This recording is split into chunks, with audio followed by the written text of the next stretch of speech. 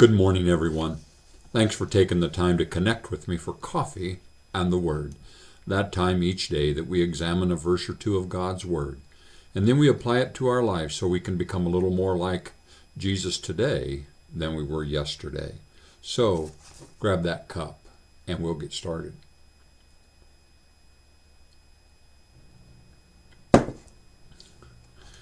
Serving God.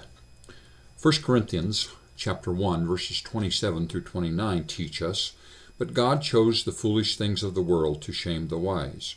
God chose the weak things of the world to shame the strong. God chose the lowly things of this world and the despised things, so that no one may boast before him." Did you know that dead trees are essential to forest ecosystems? In fact, when timber is harvested, logging contracts often require that a certain number of dead trees are left standing on each acre of ground. Why is that? Those snags provide habitat for all kinds of wildlife.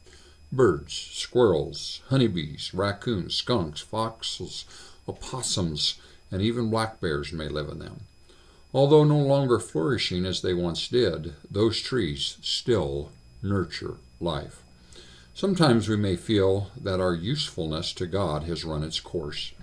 Perhaps we've weathered some upheaval, such as a move or a job change.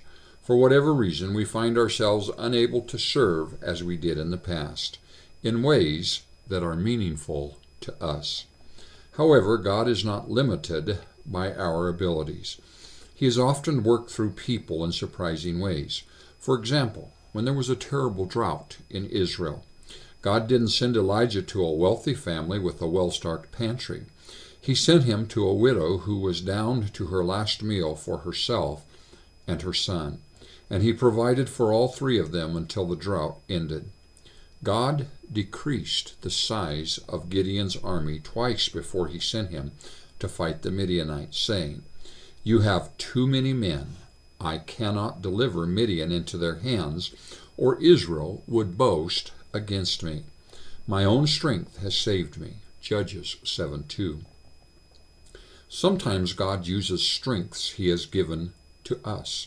Sometimes he uses our weaknesses so that his power shines through. When we yield to God all that we are, there's no telling what we might do with us. Isn't that exciting? Lord, you created us and you know us better than we know ourselves. You also know the needs of all those around us. Whatever you want to do with me, I'm all in. Be blessed and have a grace-filled day.